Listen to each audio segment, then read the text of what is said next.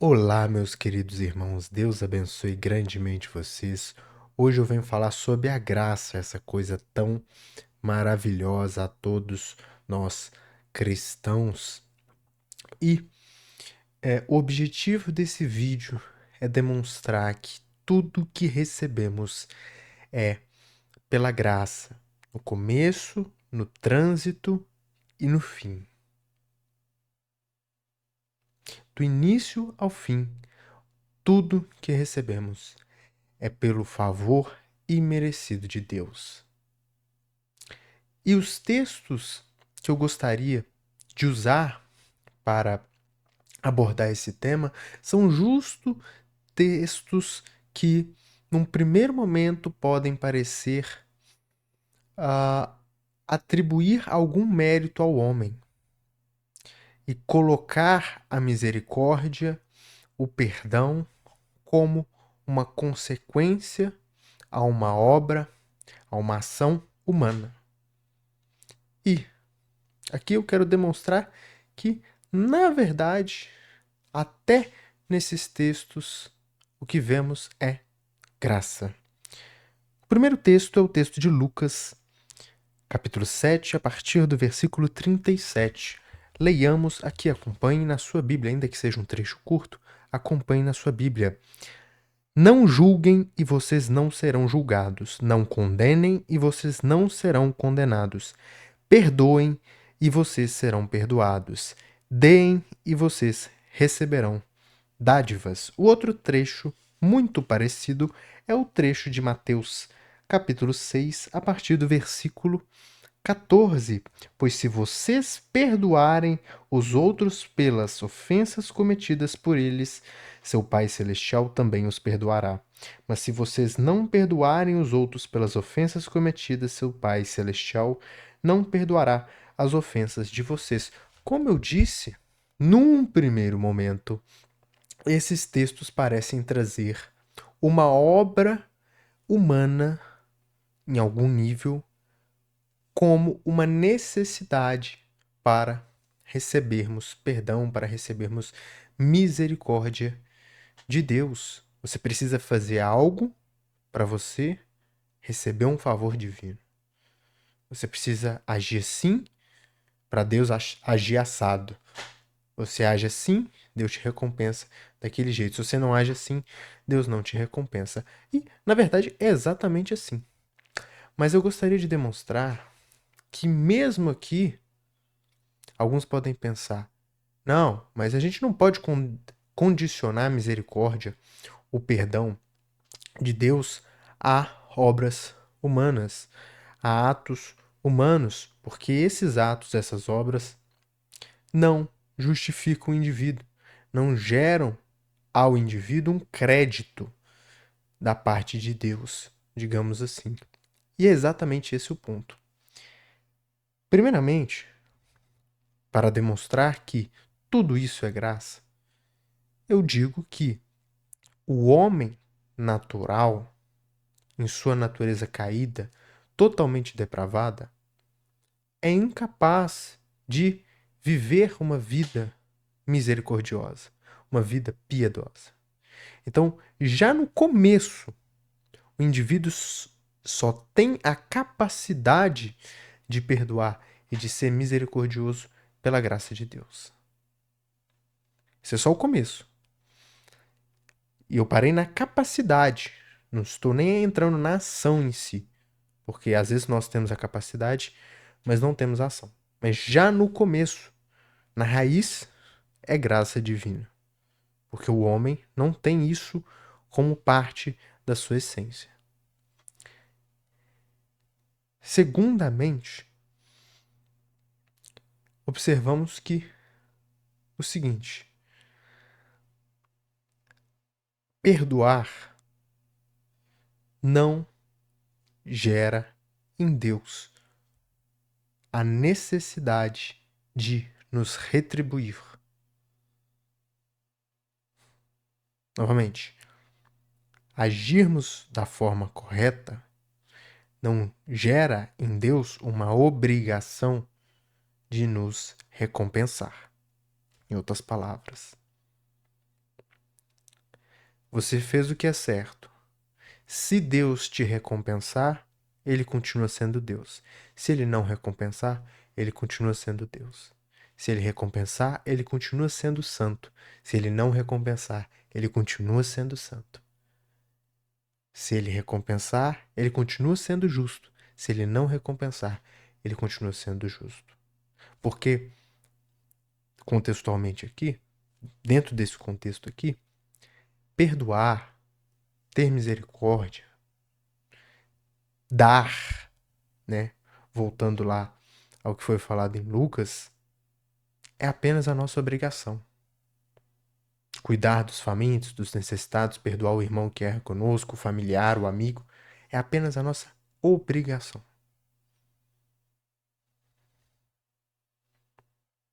Isso é algo muito importante para entendermos também, possivelmente, o que será falado em seguida. E aí está o ponto de conflito. Poxa, mas o texto está colocando, em algum nível que seja, uma ação humana como uma condição para a misericórdia, por uma condição para o perdão. Será que isso não contraria a suficiência e a exclusividade da graça de Deus como meio salvífico, como meio de perdão, como meio de redenção? Não. E para que vocês entendam isso, eu gostaria de citar um exemplo que eu considero muito bom. Somente antes, para sintetizar o que foi dito aqui, eu gostaria também de usar um exemplo para falar sobre a obrigação não gerar, para concluir esse assunto, sobre o cumprimento da nossa obrigação não gerar em Deus a necessidade, a obrigação de nos recompensar. Pense no assassino, num assassino. É o exemplo do bom assassino, eu gosto desse exemplo. Pense no assassino. O assassino assassinou alguém, foi preso, foi ao tribunal e, chegando diante do juiz, ele disse assim: poxa, seu juiz, eu assassinei mesmo, matei essa pessoa, tirei essa vida, mas é o seguinte, seu juiz, quando eu era mais novo, eu visitava pessoas no hospital de câncer. Quando eu era mais novo, eu cuidava de crianças na rua. Quando eu era mais novo, eu alimentava cachorros, adotava gatos, fazia um projeto voluntário. E o juiz vai dizer o quê? Oh, que coisa boa, mas vou ter que te aplicar a sentença do mesmo jeito. Percebe? As boas atitudes do indivíduo não são suficientes, nem um pouco, para cobrir as más ações do indivíduo, pois são coisas distintas. Igualmente, o cumprimento da nossa obrigação é bom. É bom que sejamos fiéis aos mandamentos que Jesus nos deixou. É excelente. Agora, a nossa obediência não cobre os nossos erros, não cobre as nossas fraquezas. Aí entra a graça.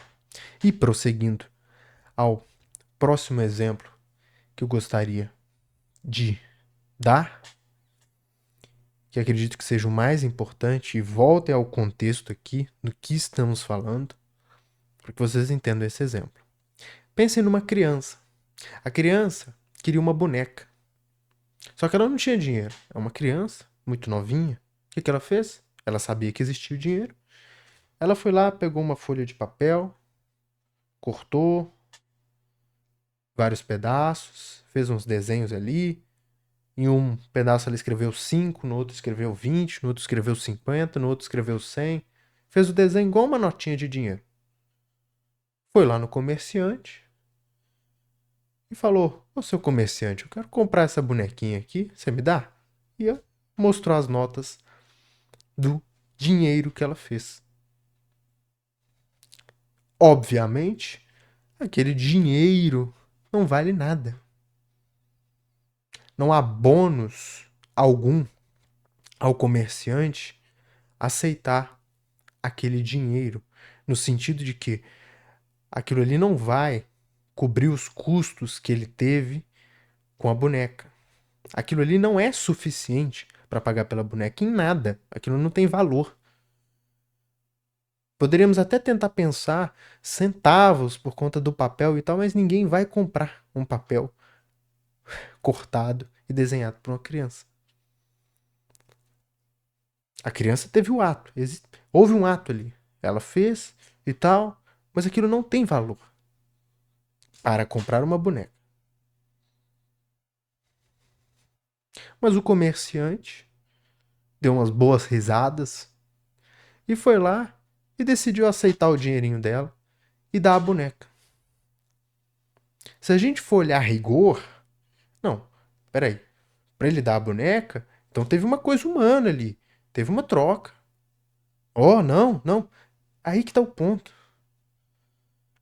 Aquele ato do comerciante entregar a boneca em troca de meras folhas de papel desenhadas, coloridas, personalizadas, é um ato de graça. A boneca só chegou à criança por um ato de graça, no começo, no meio e no fim. Porque o comerciante, obviamente também, poderia muito bem recusar aquele dinheiro. Ele aceitar aquilo e entregar o que a pessoinha ali queria é um ato de favor. Mesmo que pareça envolver um ato humano, uma contrapartida, essa contrapartida não tem valor. E é aí que entra graça, exatamente por isso é graça. Mesmo que não tenha valor, mesmo que aquilo não pague pela boneca, ele graciosamente entrega a boneca em troca daquilo. Então, analisemos esses textos a partir desse exemplo. Um ato que eu demonstro para com o meu próximo, aliás, um ato que eu tenho para com o meu próximo, de perdoá-lo, não é suficiente para pagar pelo que eu fiz de errado. E é exatamente esse o ponto. Isso não paga. Isso não consegue pagar. Porque se conseguisse pagar, não seria graça e não seria necessário graça. Mas isso não consegue pagar. Então é estritamente, absolutamente necessária a graça para que isso consiga de alguma forma pagar. Assim como no exemplo que eu dei. Se o comerciante não tivesse graça, não tivesse favor, o que moveu a boneca chegar à criança? Foi a graça. Totalmente a graça. Porque sem a graça, aqueles papéis não valeriam de nada. Agora, a graça possibilitou aquilo. Da mesma forma, estou falando muito dessa forma, né?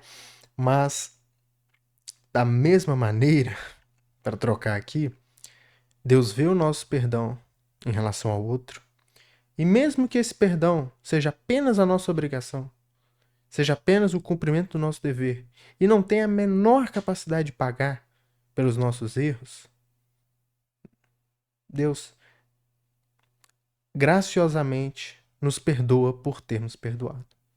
Isso é graça.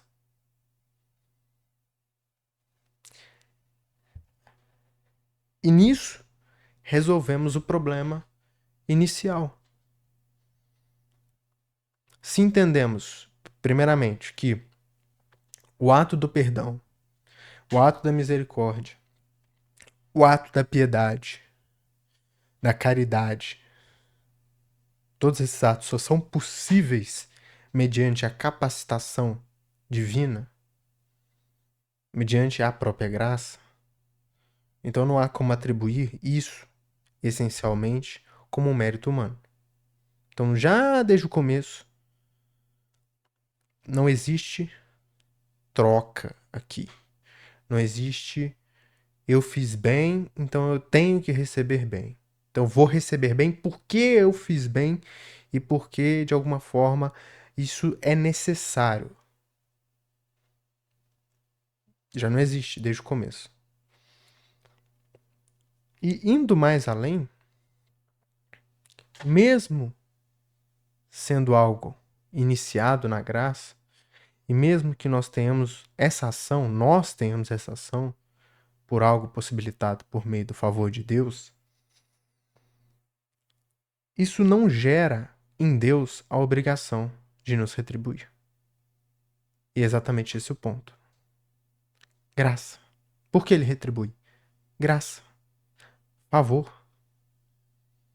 Deus sabe que isso não é o suficiente para sermos perdoados. Da mesma forma que Deus sabe, como eu li o texto, que doarmos, não nos torna dignos para recebermos dádivas. Por que ele dá, então? Porque ele nos ama. Porque ele tem graça. E essa palavra já foi repetida muitas vezes aqui, porque na vida cristã é fundamental que entendamos a graça. Entendamos que tudo que temos é pela graça. Eu até me lembro de um tema que eu falo muito, que é sobre as riquezas. Jesus diz: quão difícil é um rico entrar no reino dos céus. Por que será? Em geral, a riqueza acomoda o homem à visão de que ele tem que ter as coisas que ele tem. Ele é rico. Então ele tem que chegar no restaurante, alguém tem que levar comida na mesa dele. Tem que tirar o copo sujo dele da mesa. Que a empregada dele tem que limpar e limpar bem a casa dele. Que ele tem o direito de cobrar essa empregada se ela agir mal. Que se alguém desrespeitar ele, ele tem direito de exigir seus direitos, do ponto de vista legal. E muitas vezes esse indivíduo acaba não percebendo que ele não merece nada do que ele tem. Ah, eu mereço porque eu sou rico, mas vamos voltar antes. Você merece ser rico. Se você tem o que tem hoje, é por favor divino. E aí a gente até volta também numa outra questão. Ah, por que tem tantos injustos, tantos ímpios que prosperam no sentido terreno, que tem boa casa, bom carro? Não, Deus está se atentando mais aos ímpios do que aos justos? Não. Aos justos, Deus deu uma promessa de algo inextinguível, de algo inacabável, impenhorável, insubstituível. Falta até termos, que é a vida eterna. Aos justos, Deus deu uma graça assim, que não é até difícil mostrar no vídeo, porque isso aqui fica pouco, é uma graça gigante. Aos ímpios, Deus deu graça, mas é isso aqui. Isso é a graça de Deus. Porque todos recebem graça de Deus. Até Satanás recebe graça de Deus. Isso pode parecer um pouco escandaloso, mas Deus poderia já ter destruído Satanás. Se Satanás tem algo, sequer a sua existência é por favor de Deus. A nossa vida também já é um favor de Deus. Temos que observar que as coisas mais simples são favor de Deus. Temos que nos apegarmos fielmente à ideia verdadeira de que merecemos o inferno. E quando entendemos verdadeiramente que merecemos o inferno, qualquer coisa acima disso, melhor que o inferno, é lucro. E Deus nos dá muito acima disso.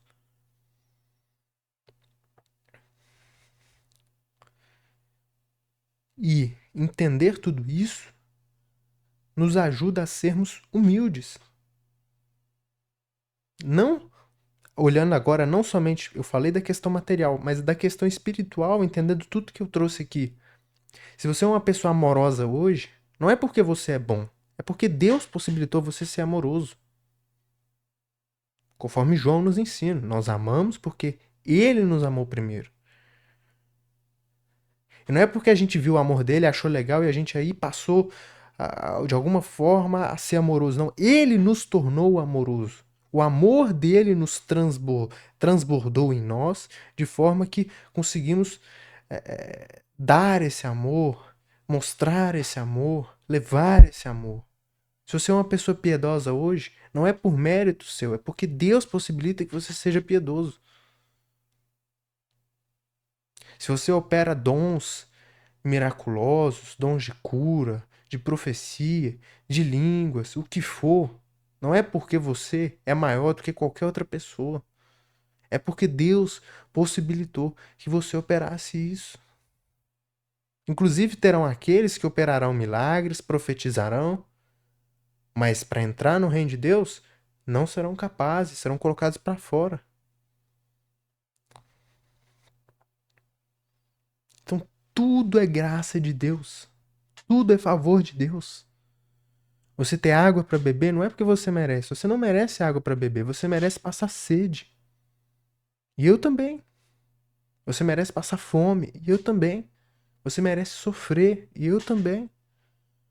Você merece ter sua pele queimada, você merece ser destruído, e eu também. Mas Deus, em seu amor, não permitiu que fôssemos destruídos, ao contrário, nos deu uma palavra de vida.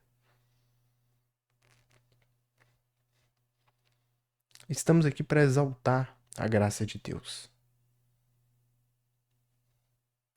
Fugir do antropocentrismo, do egocentrismo. Fugir do consumismo, do materialismo, do orgulho.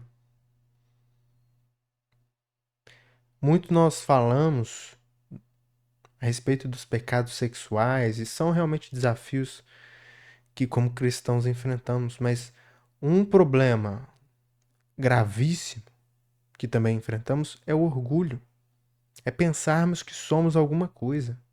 O livro de Provérbios nos ensina que há mais esperança para o tolo do que para aquele que pensa ser sábio. O sábio, de fato, quando é sábio, sabe o quão tolo é, quão insignificante é. Nós somos meras criaturas, nós somos meros seres humanos. Nós não somos nada, nós não somos melhores do que ninguém.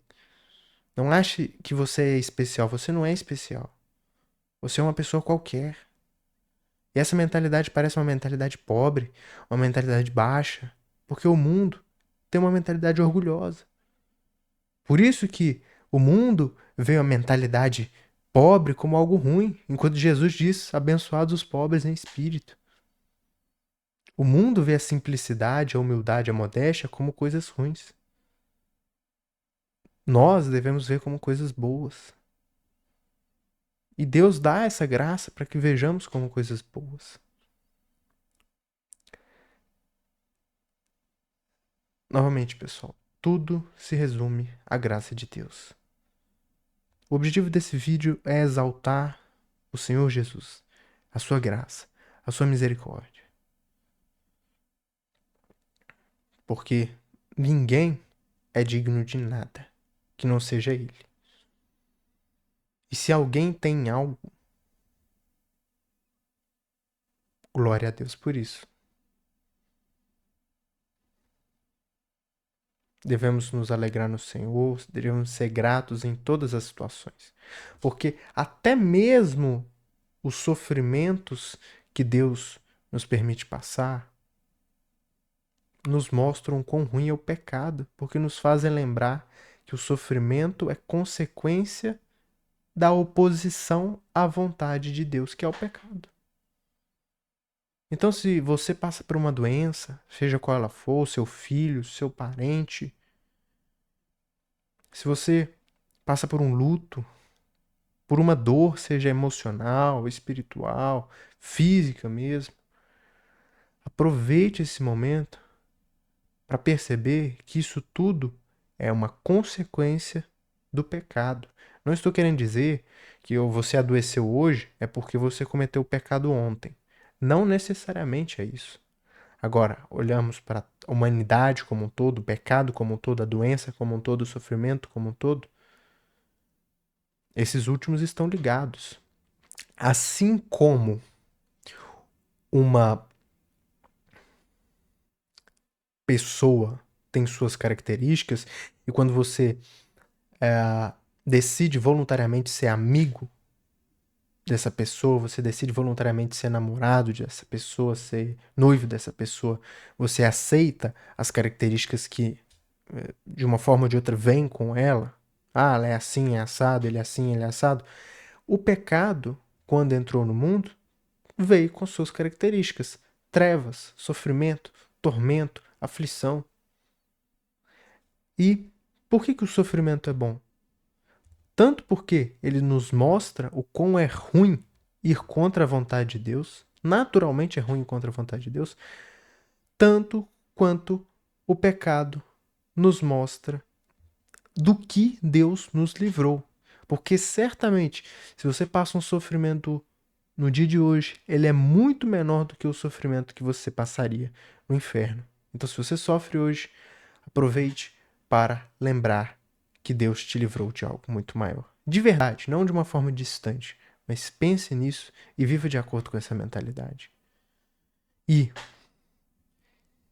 para encerrar o vídeo, eu repito o que Jesus nos ensinou. Amem seus inimigos, façam bem e emprestem sem esperar nada em troca. A recompensa de você será grande e serão chamados filhos de Deus, porque ele é bondoso para com ingratos e ímpios. Demonstrem compaixão como o Pai de vocês é compassivo. Não julguem e vocês não serão julgados. Não condenem e vocês não serão condenados. Perdoem e vocês serão perdoados. Deem e vocês receberão dádivas. Uma plena medida, compactada, sacudida e transbordante será colocada no colo de vocês, pois a medida que usarem para medir também será usada para medir. Vocês foquem muito nessa última frase, pois a medida que usarem para medir também será usada para medir vocês. Então eu deixo algumas perguntas, porque o estudo tem que ter sua aplicação na vida. Nós queremos receber misericórdia e perdão por todos os nossos pecados, por tudo que fizemos de errado. Então nós estamos perdoando tudo que o outro faz de errado? Nós queremos ser julgados por algo? Eu pergunto a você que está assistindo. Você quer que Deus te perdoe por 50 mil pecados, mas julgue só por um? Naquele último dia, no dia do juízo?